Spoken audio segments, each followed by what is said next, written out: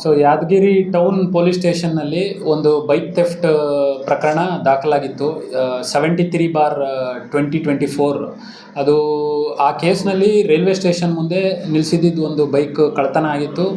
ಅದರಲ್ಲಿ ನಮ್ಮ Yadgir town police station ಅವರ ವತಿಯಿಂದ ಮಂಜನಗೌಡ ಪಾಟೀಲ್ PSI ಹಾಗೂ ಅವರ ಕ್ರೈಮ್ ತಂಡ ಏನು ಆರೋಪಿಗಳನ್ನ ಪತ್ತೆ ಹಚ್ಚಿದ್ದಾರೆ. ಆ ಆರೋಪಿಗಳು ಪತ್ತೆ ಹಚ್ಚಿದ ಮೇಲೆ ಅವರು ಬೇರೆ ಬೇರೆ ಪೊಲೀಸ್ ಠಾಣೆಗಳು, ಟೋಟಲ್ ನಮ್ಮ ಯಾದಗಿರಿಯಲ್ಲಿ 7 ಬೈಕ್ಗಳು ಮತ್ತು ಬೇರೆ ಗುಲ್ಬರ್ಗ ಸಿಟಿ ಅವ್ರದ್ದು ಸೇರಿ ಟೋಟಲ್ 22 ಬೈಕ್ಗಳನ್ನ ಪತ್ತೆ ಹಚ್ಚಿದ್ದಾರೆ. ಸೊ ರಿಕವರಿ ಮಾಡಿದ್ದಾರೆ. ಅದರಲ್ಲಿ 2 ಕಳ್ಳರನ್ನ ನಾವು ಈಗ ಅರೆಸ್ಟ್ ಮಾಡಿದ್ದೀವಿ. ಒಬ್ಬರು ಗುರುಶಾಂತ್ ಅಂತ ಹೇಳಿ, ಇನ್ನೊಬ್ಬರು ಬಾಲಾಜಿ ಅಂತ ಹೇಳಿ, ಒಬ್ಬರು ಆಜಾದ್ಪುರ ಅವರಿದ್ದಾರೆ ಗುಲ್ಬರ್ಗ, ಇನ್ನೊಬ್ಬರು ಎಳಸಂಗಿ ಆಳಂದ್ ಗುಲ್ಬರ್ಗದವರಿದ್ದಾರೆ.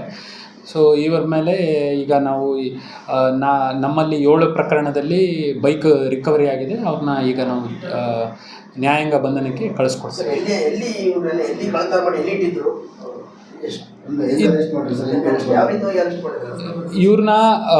ಇವ್ರ ಮೇಲೆ ಹಳೆ ಪ್ರಕರಣ ಇತ್ತು. ನಮ್ಮಲ್ಲಿ ಈ ಏನು ರೈಲ್ವೆ ಸ್ಟೇಷನಲ್ಲಿ 73 ಅಂತ ಕೇಸ್ ಇತ್ತು, ಸ್ಪ್ಲೆಂಡರ್ ಪ್ಲಸ್ಸು.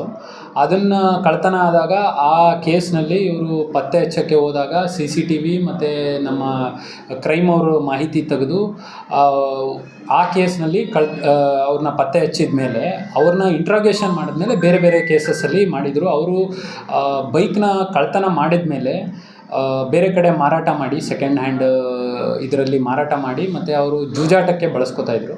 ಸೊ ಈ ಕುರಿತು ನಾವು ಏನು ಈಗ ರಿಕವರಿ ಮಾಡಿದ್ದೀವಿ ಅದನ್ನೆಲ್ಲ ನ್ಯಾಯಾಲಯದ ಒಂದು ಮಾಹಿತಿ ತೊಗೊಂಡು, ಅಂದರೆ ಪರ್ಮಿಷನ್ ತೊಗೊಂಡು ನಾವು ವಿಲೇವಾರಿ ಮಾಡಿದ್ದೀವಿ.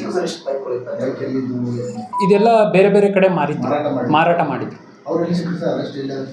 2 ಗುಲ್ಬರ್ಗದಲ್ಲೇ ಅರೆಸ್ಟ್ ಮಾಡಿದ್ವಿ.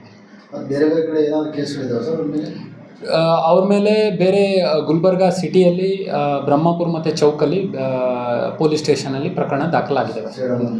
ಸೇಡಮಲ್ಲಿ ಹೌದು. ಟೋಟಲ್ ಈ ಹಿಂದೆ ಇವರು ಮೋರ್ ದೆನ್ 50 ಬೈಕ್ಸ್ ಥೆಫ್ಟ್ ಮಾಡಿದ್ದಾರೆ ಅಂತ ಮಾಹಿತಿ ಇದೆ. ಪೂರ್ತಿ ಇನ್ನೂ ಇದು ಪ್ರಾಥಮಿಕ ತನಿಖೆಯಲ್ಲಿಂದ ಕಂಡು ಬಂದಿರೋದು. ಇನ್ನೂ ಡೀಟೇಲ್ ಆಗಿ ತನಿಖೆ ಮಾಡಿ ಇವ್ರದ್ದು ಕಳೆದ 1 ವರ್ಷ ಎಲ್ಲೆಲ್ಲಿ ಓಡಾಡಿದ್ದಾರೆ ಮತ್ತು ಬೇರೆ ಇನ್ನೂ ಕಳ್ಳತನ ಮಾಡಿರ್ಬೋದು ಅನ್ನೋದ್ರ ಬಗ್ಗೆ ಮಾಹಿತಿ ಕಲೆ ಆಗ್ತಿದೆ. ಇಲ್ಲ, ಆ ಥರ ಯಾವುದು ಈಗ ನಮ್ಮ ತನಿಖೆಯಿಂದ ಕಂಡು ಬಂದಿಲ್ಲ.